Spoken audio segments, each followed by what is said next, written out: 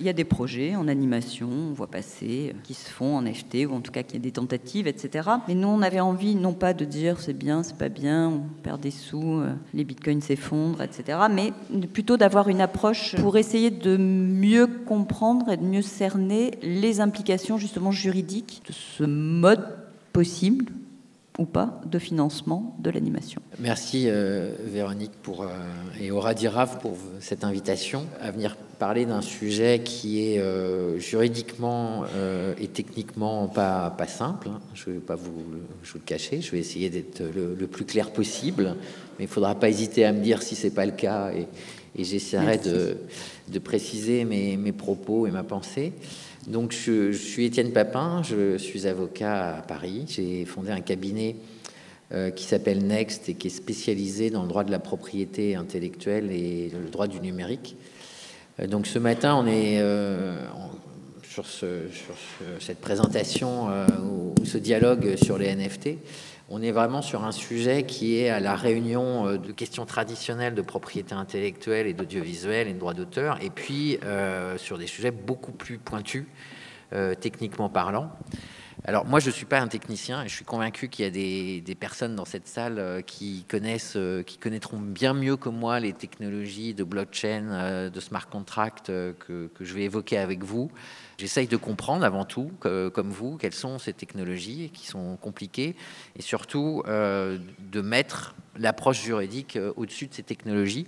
Et c'est ça que je vous propose de visiter ce matin pendant ces quelques minutes.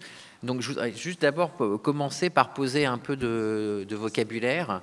Parce que quand on parle de NFT, on va forcément parler de blockchain. Quand on parle de blockchain, on va parler de la blockchain Ethereum. Quand on parle d'Ethereum, on va parler de smart contract. Et puis à la fin, on va parler de token. Et là, je m'aperçois que j'ai mis une faute d'orthographe sur mon slide, puisque à token, il n'y a pas de C. C'est pas un ticket, un token, donc c'est un token. Vous l'enlèverez. Et puis, une fois qu'on parle de token, on va parler de NFT. Donc avant de rentrer dans la problématique juridique, je voulais qu'on repose ensemble les notions techniques dont on parle.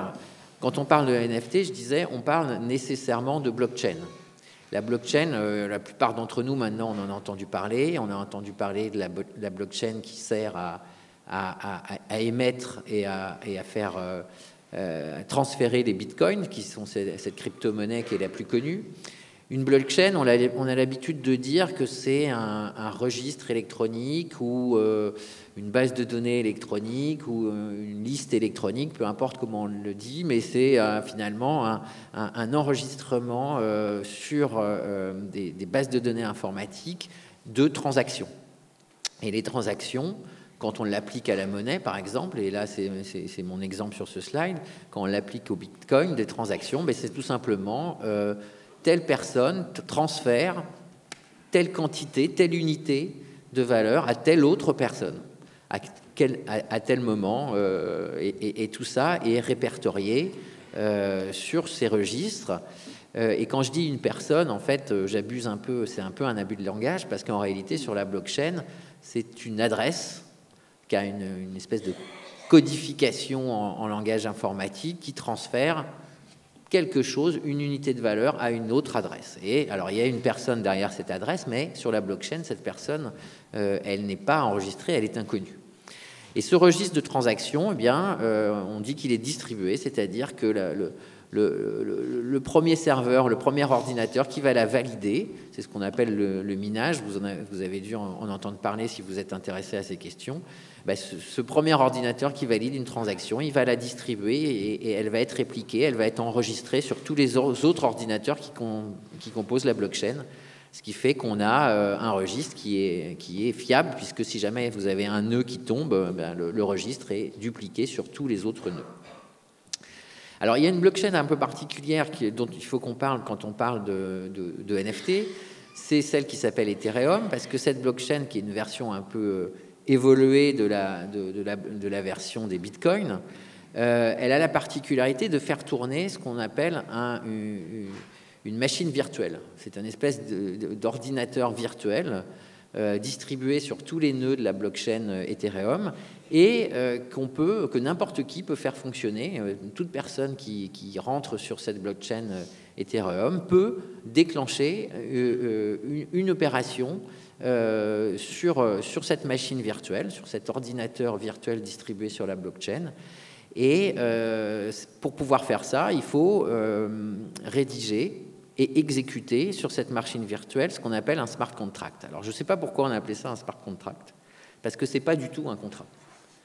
C'est smart ou pas? Pardon, je suis pas, il est smart si celui qui l'a rédigé est smart. Mais si celui qui a rédigé le smart contract n'est pas smart, il sera idiot. D'ailleurs, c'est déjà arrivé, parce qu'il y a des personnes qui ont rédigé des smart contracts et qui n'avaient peut-être pas encore les compétences adéquates, qui ont fait en sorte qu'il y avait des bugs dans ces smart contracts, et il y a des cryptos, des crypto-monnaies qui sont bloquées dans les smart contracts parce que finalement plus personne ne peut les sortir parce qu'il y a une erreur logique à l'intérieur du contrat. Alors, un smart contract, c'est un programme informatique qui est en langage informatique et qui s'exécute en réalité sur cette blockchain un peu particulière qui est Ethereum.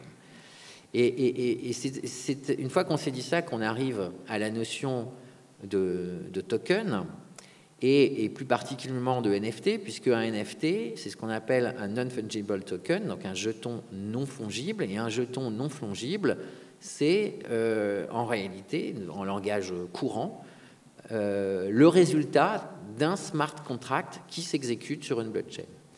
Alors pourquoi il est non fongible? Ça c'est une notion juridique, la fongibilité. Ce qui est fongible, c'est ce qui est identique, et un bitcoin, on le voit bien, c'est fongible. Un bitcoin est égal à un autre bitcoin et ils se ressemblent, et ils peuvent s'échanger, c'est comme la monnaie. Et ce qui est non fongible, comme le NFT, c'est quelque chose qui est unique. Et un NFT, c'est le résultat d'un smart contract qui est unique.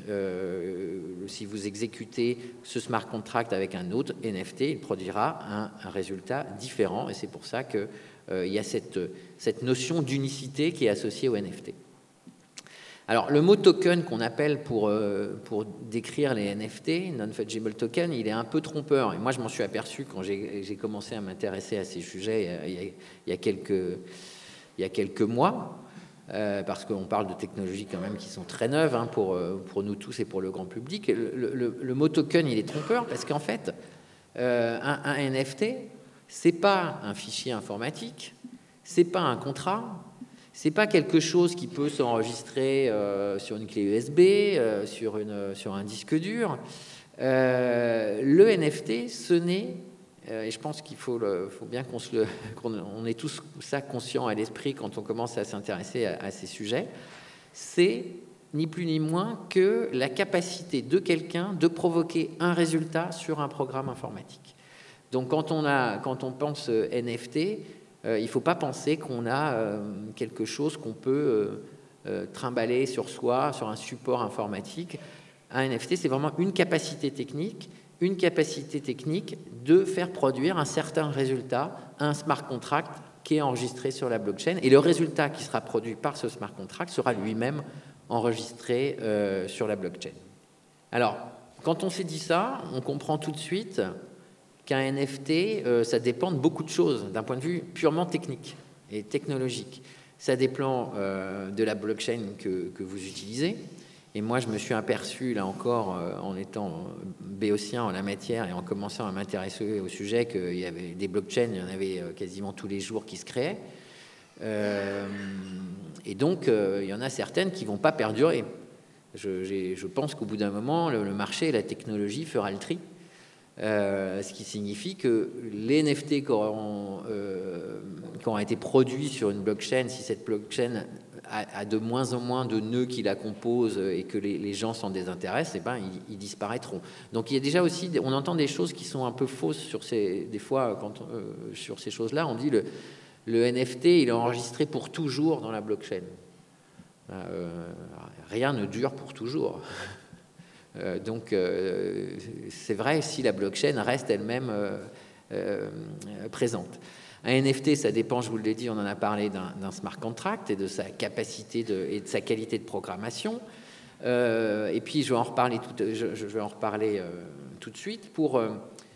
Pour jouer avec un NFT et pour jouer avec des cryptoactifs et même pour gagner de l'argent plutôt que jouer d'ailleurs avec des NFT, il faut avoir un wallet et il faut avoir des crypto-monnaies. Et peut-être que ça, on oublie aussi parfois qu'il y a ces formes de barrières à l'entrée technique. Le wallet, c'est un logiciel qu'il faut savoir trouver, qu'il faut savoir installer, qu'il faut savoir configurer, que vous allez associer avec votre ordinateur ou votre navigateur Internet ou votre iPhone pour pouvoir interagir sur la blockchain et pour pouvoir acheter, vendre des cryptoactifs, des crypto-monnaies et recueillir des NFT. Moi, j'ai des clients qui sont venus me voir avec des projets de NFT.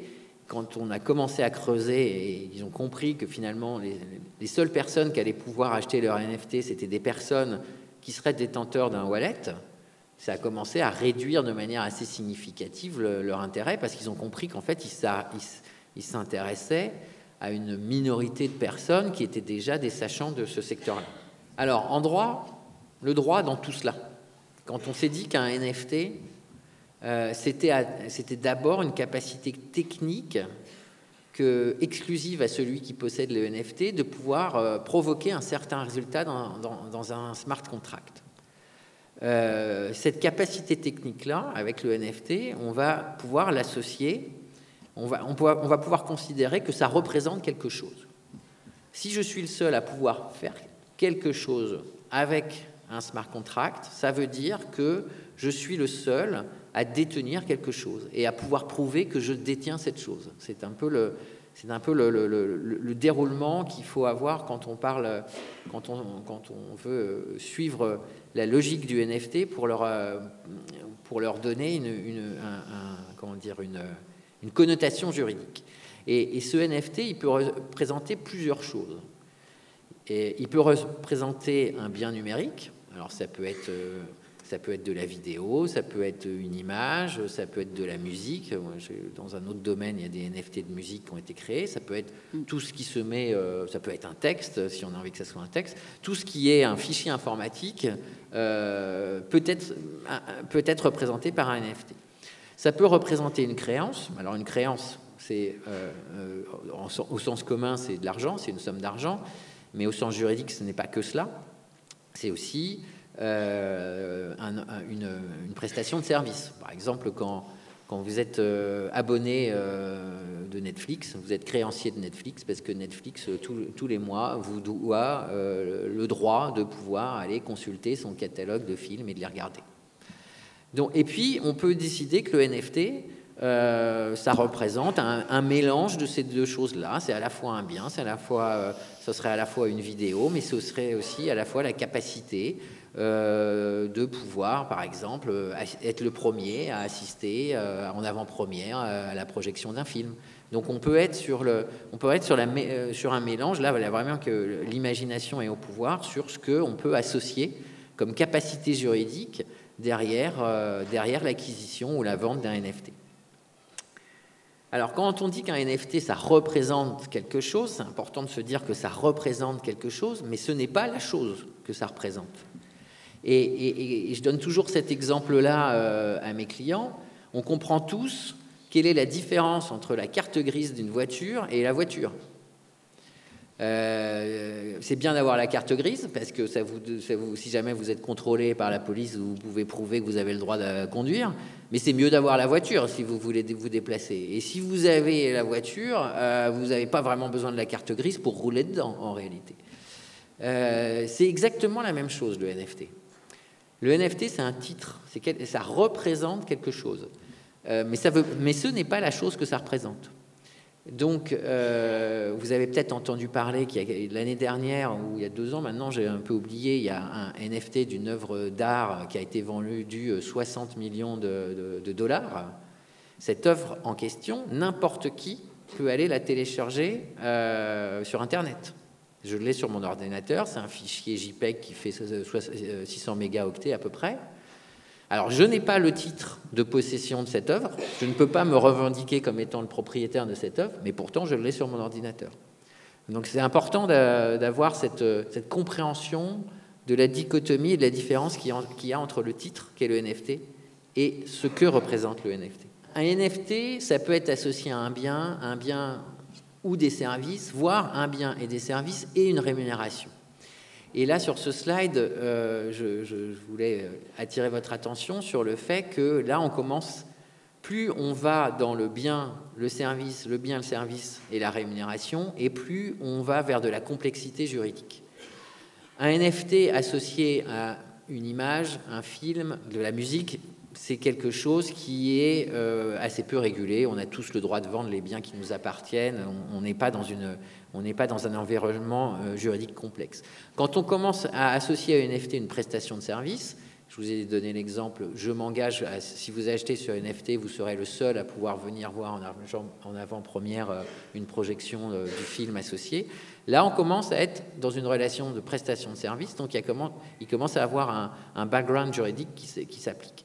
Mais si en plus on dit, avec mon NFT, vous serez le seul à pouvoir aller voir le film, et en plus vous allez contribuer à le financer, et vous allez devenir en réalité, sans le dire, coproducteur du film, et vous allez commencer à toucher des résultats en cryptoactifs sur l'exploitation du film. Alors là, je rentre dans un domaine juridique très régulé, puisque c'est celui de la finance, et il y a le code monétaire et financier qui s'applique, et toutes ces opérations sur des cryptoactifs qui produisent des rémunérations ne peuvent être faits que par des prestataires de services sur actifs numériques qui sont des prestataires enregistrés auprès de l'autorité des marchés financiers. Donc vous voyez, avec la notion de NFT, plus on la complexifie et plus on y rajoute de choses et plus on rentre dans une économie régulée. Pour terminer, je voulais vous présenter deux exemples que Véronique m'avait suggérés. Dans le domaine de l'audiovisuel où des NFT ont été émis associés à la production d'œuvres audiovisuelles. Le premier, c'est Stoner Cats, qui a été émis par une société, quand on fouille un peu sur le site internet, on s'aperçoit qu'elle s'appelle Stoner Cats et qu'elle est basée à New York.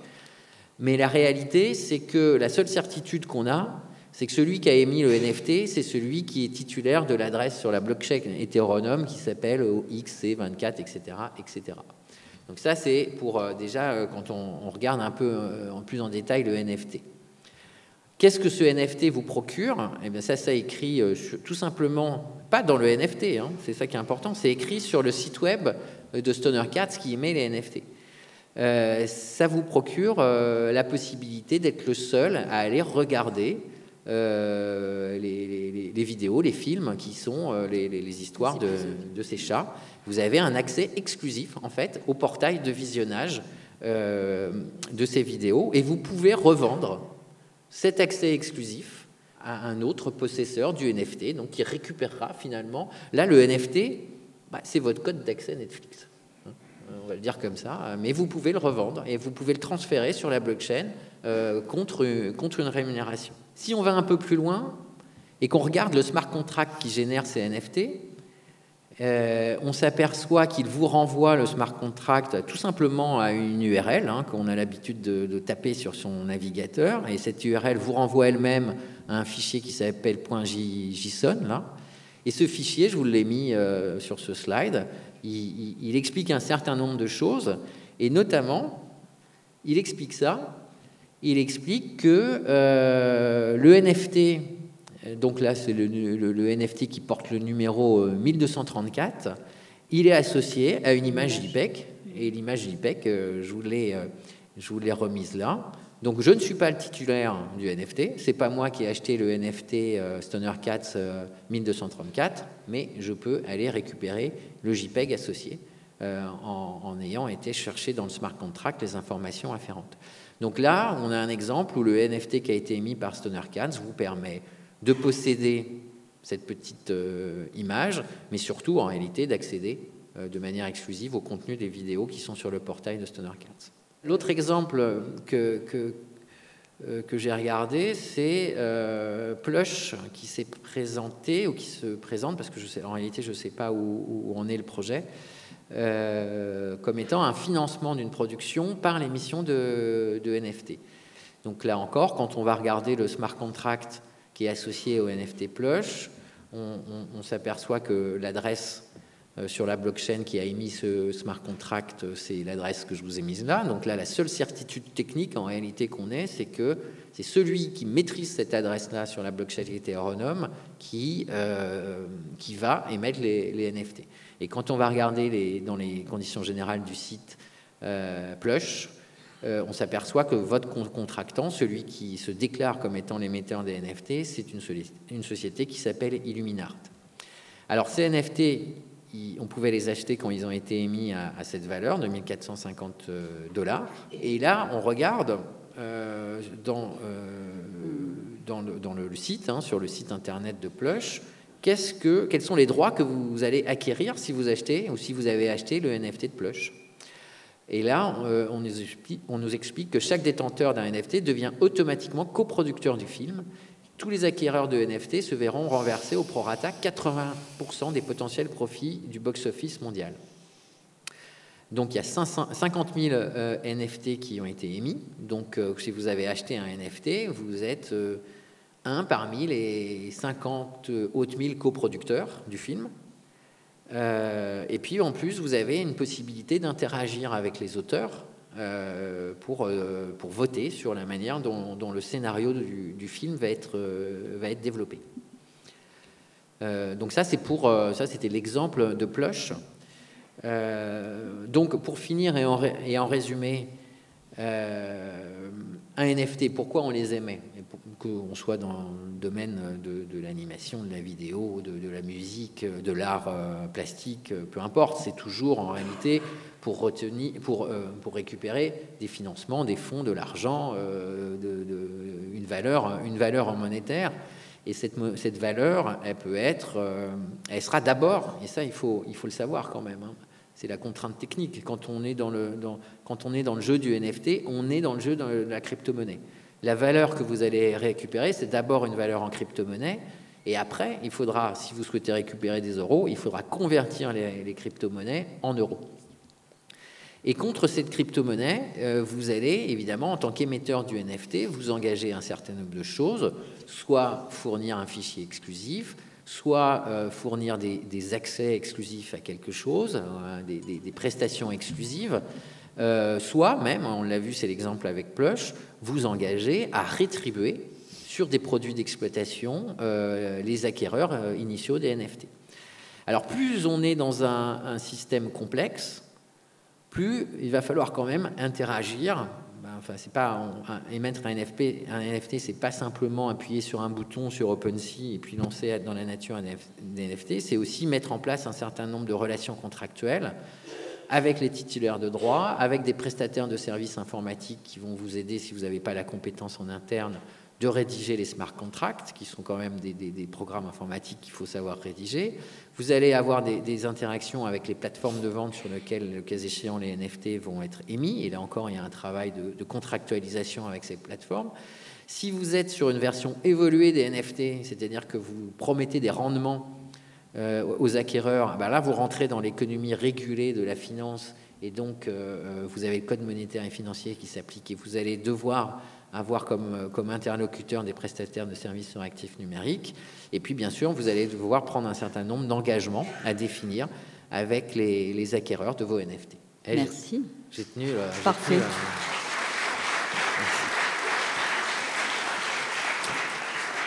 Une seule question. Bonjour, merci pour cette présentation bien éclairante. Je m'appelle Thibaut, je suis chef décorateur au studio Tchak à Lille. Là, j'avoue que je suis assez perplexe par rapport à tous ces sujets de NFT, parce que là, vous parliez justement de la fragilité du système financier, du blockchain, etc. Et je me questionne un peu sur les intérêts de passer par un financement en NFT pour une production par rapport à, mettons, un financement participatif traditionnel. Dans lequel on peut aussi avoir des rétributions quand on participe au financement. Là, vous parliez aussi du fait qu'il faut avoir un wallet pour participer au financement. Ça implique une conversion ensuite de la blockchain vers des vrais euros ou des vrais dollars. Ça a l'air hyper fragile comme système, sachant là dernièrement tous les événements qu'il y a pu y avoir avec la chute de certaines monnaies en blockchain. Quel intérêt pour un studio ou une production de passer par ce système-là par rapport à un système normal, en fait? Il n'y a eu qu'une seule question, mais il y a plein de choses. Il y a plein de réponses. Pardon. Je n'ai pas d'avis sur la fiabilité des technologies. Je pense que intrinsèquement, les technologies dont on parle sont fiables. Enfin, les blockchains comme le Bitcoin, comme Ethereum, c'est des blockchains qui sont fiables et il n'y a pas de raison de penser qu'elles vont disparaître dans un avenir prévisible. Après, vous avez des petites blockchains un peu plus exotiques. Bon, celles-là, on ne sait pas trop ce qu'elles donneront, mais il y a quand même des blockchains qui sont technologiquement, il y a de la fiabilité. Après, économiquement, ce qui se fait sur ces blockchains, ça fluctue, ça c'est le jeu de l'économie. Là, effectivement, on est dans une période de crash des valeurs en crypto-monnaie. Moi, quand j'ai commencé ma carrière, c'était le dégonflement de la bulle Internet.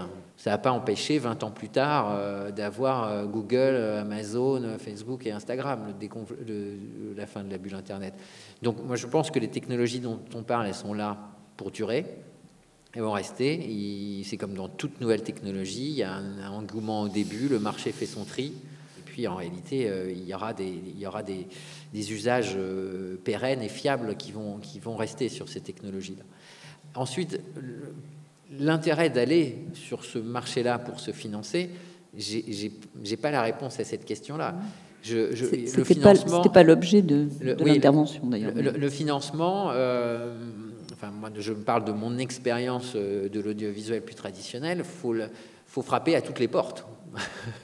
Faut frapper aux aides, faut frapper aux banques, faut frapper aux coproducteurs, faut frapper aux diffuseurs, et pourquoi pas frapper à une communauté de gens qui certes sont un petit peu geeks à la base, mais qui, plus le temps passera, seront de moins en moins geeks, parce que ces technologies-là, on va tous s'acculturer, elles vont tous être implémentées de manière native dans des réseaux sociaux aussi.